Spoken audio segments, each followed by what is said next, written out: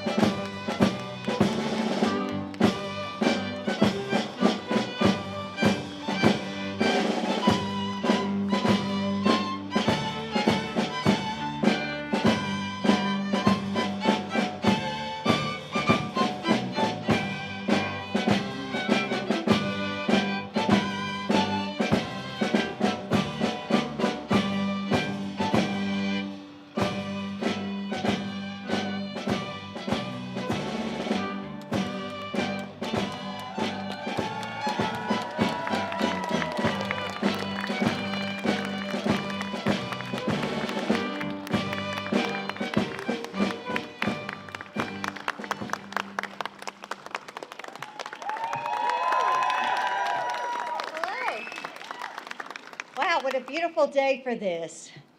Thank you and welcome to the White House. You know, it's wonderful to be with so many friends here today.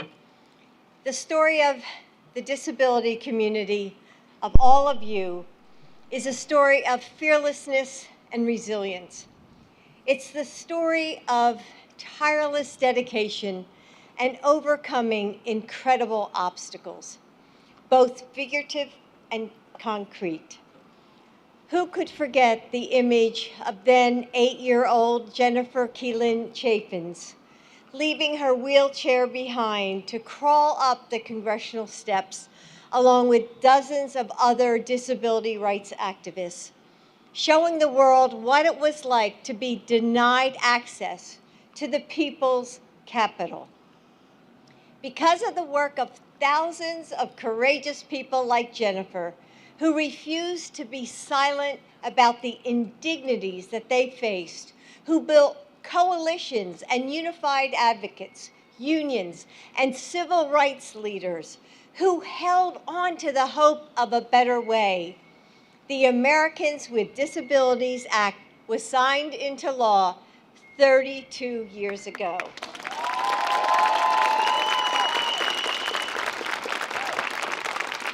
This community continues to shape our nation, crafting our laws and dismantling injustice, penning our poetry and painting our dreams, teaching our children and pushing the frontiers of our future. So you all probably know I'm an English teacher. Maybe there's some English teachers in the audience. So I want to end with the words of the advocate and poet, Susan Mazrui. She wrote, and here she is. Stand up, Susan. Yes.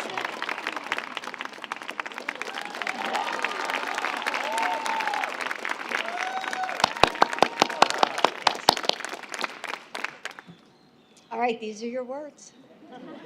We are not the problem. We are problem solvers. We have changed the world. Tomorrow, we fight the inequity that remains. Tonight, we celebrate disability, the power and the pride.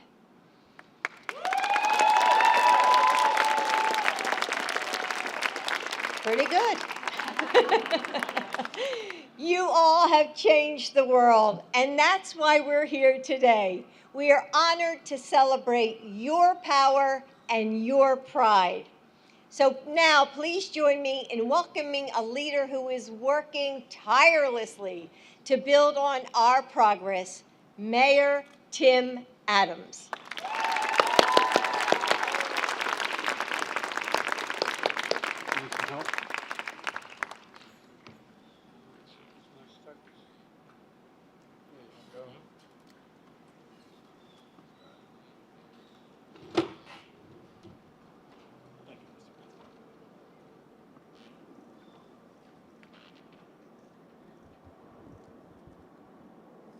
Thank you, Dr. Biden.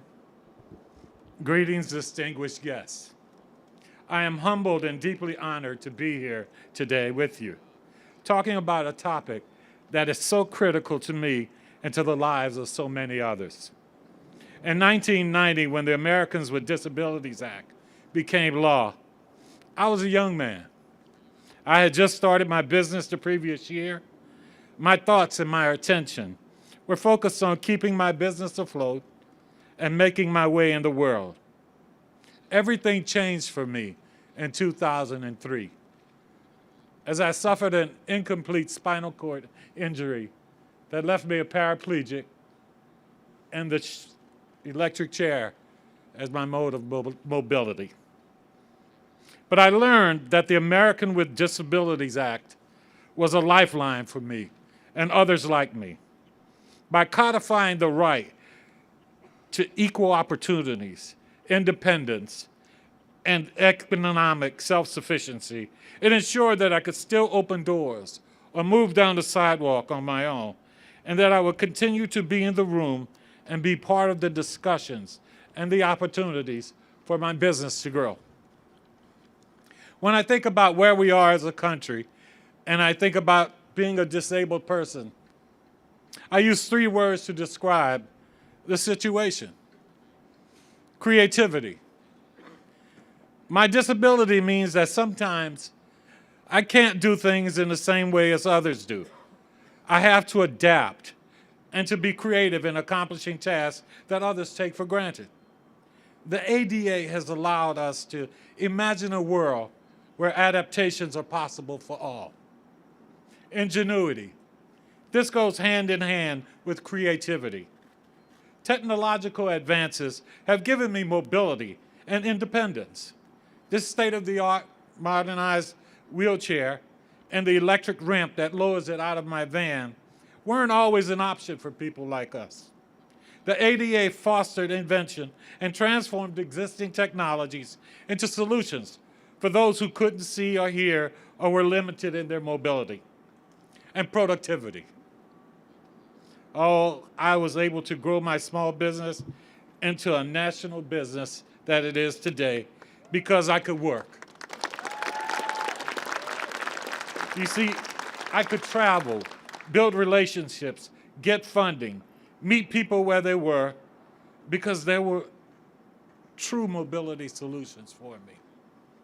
And yes, I have to say I was able to move forward with the dream of becoming the mayor of the city of Bowie, one of the largest and most diverse cities in the state of Maryland. Today I'm delighted to be here celebrating the many, many life-changing successes of the 1990 Americans with Disabilities Act. After 33 years, it is as relevant and essential as it ever was. But the journey to equal access continues. There will be elevators that don't work or are too small for a large motorized wheelchair, or handicapped parking spaces that won't be painted properly so that a wheelchair can be lowered. But you know what?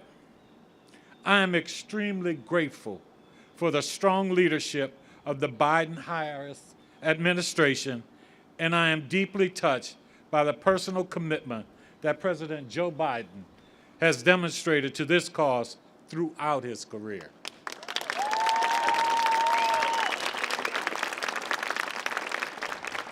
Now, ladies and gentlemen, it is my distinct pleasure and great honor to introduce the President of the United States of America, the Honorable Joe Biden, and to thank him personally for all he has done for all of us with disabilities.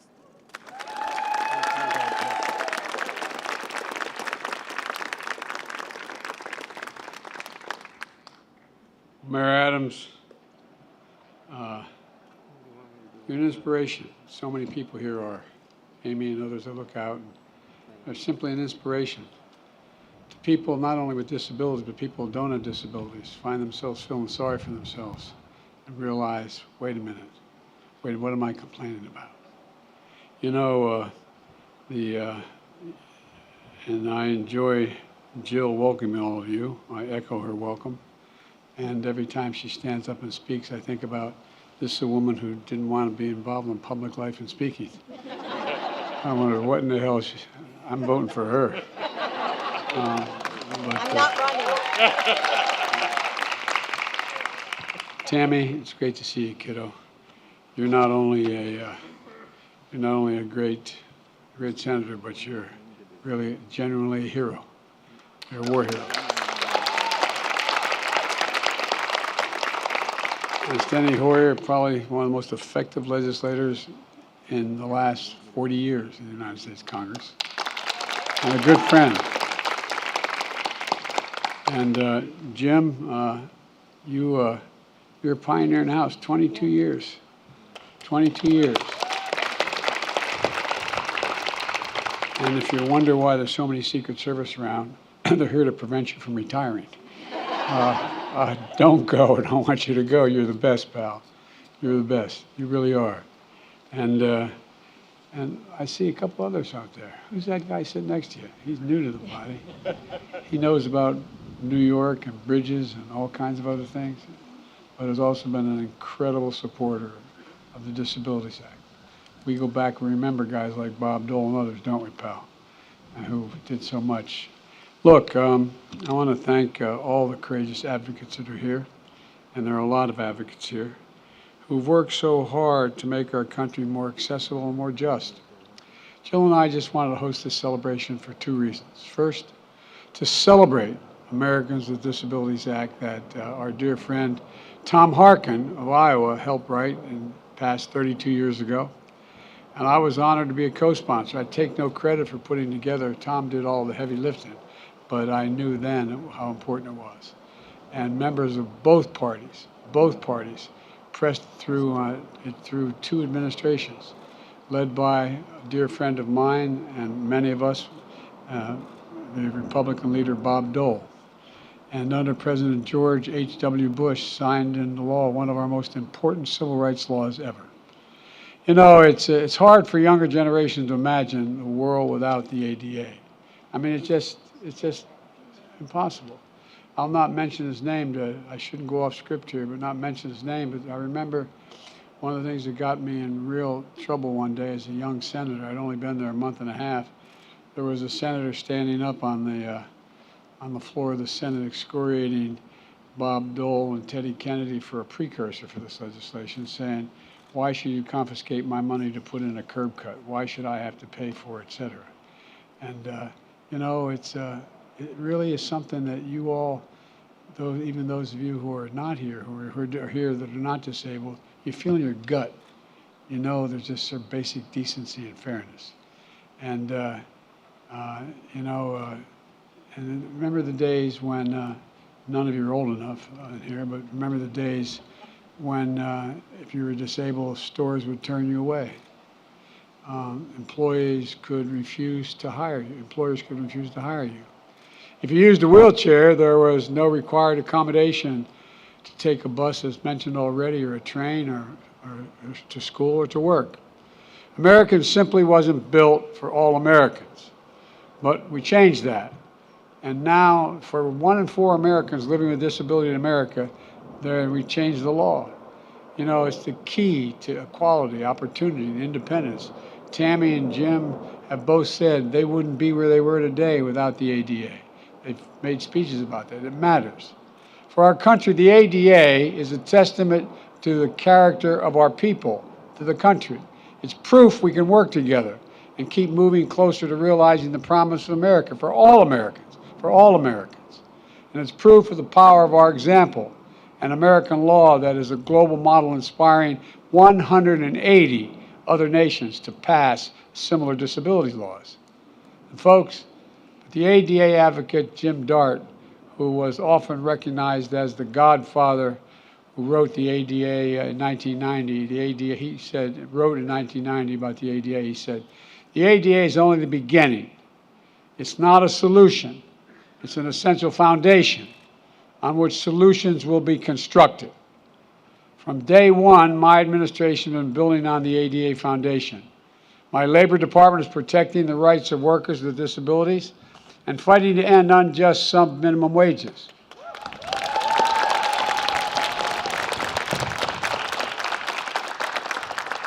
That's critical when today disabled Americans are still 3 times less likely than others to be employed and often earn less for the same work that's being done by others. We're also creating a new job by helping state and local governments, employers, and nonprofits tap federal funds to hire more disabled Americans. Our infrastructure law makes the biggest investment ever in accessible transit, updating subways, trains, and airports. It expands access to high-speed internet, a lifeline for people with disabilities to work, to study, to stay connected. And I know COVID-19 is hitting the disabilities community especially hard. The pain, the isolation, the separation, the toll on the mental and physical health of all people, of the community, the loss of life. And on this day, we remember those lives lost. And we thank everyone who is still, we think of them all, those who are still hurting, those who are still struggling, including those living with long COVID. That's why throughout the pandemic, we focused on increasing access to health care to get us through this darkest of times. The American Rescue Plan provided $25 billion to states to expand home and community-based services under Medicaid. So more people can live, who have disabilities can live independently at their home. We've delivered vaccines, masks, tests, therapeutics directly to people in their neighborhoods. We've mobilized whole of government effort to advance our understanding of long COVID and accelerate progress in prevention, diagnosis, and treatment. And I continue to call on Congress to provide the resources we need to deal with COVID across the board. We followed up with the Inflation Reduction Act, one of the most significant laws in our history, one that will lower the cost of prescription drugs, health care, energy, and to make sure the biggest corporations begin to pay their fair share in taxes. There's more we're doing. There's more we're doing to advance disability rights across the board, from increasing access to the ballot box to promoting equity and inclusion around the world. All this is important progress. But the second reason we wanted to host this reception is to acknowledge a movement that's not just about disability rights, but also about disability pride.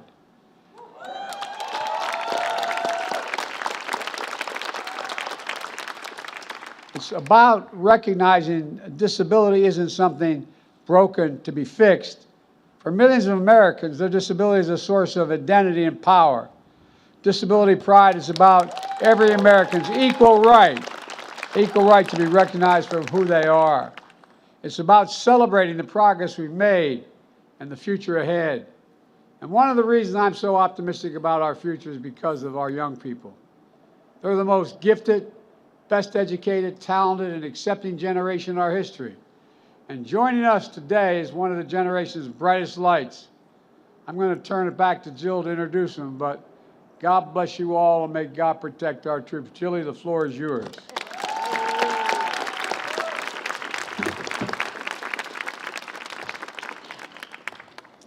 Born blind, Jose Andre Montano learned to play piano at just 4 years old.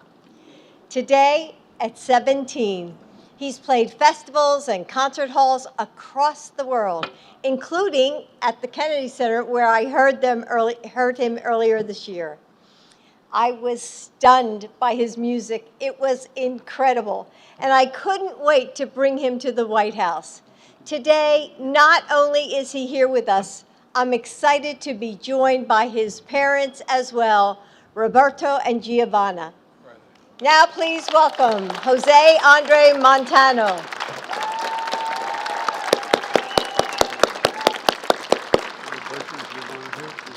We'll go down on this. Down here and listen. Let's put it down.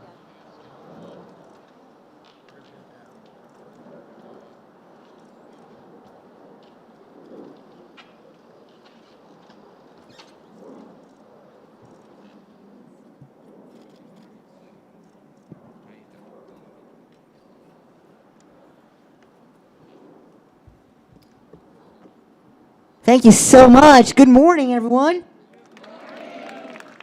Let's try again. Let's try again. Good morning, everyone.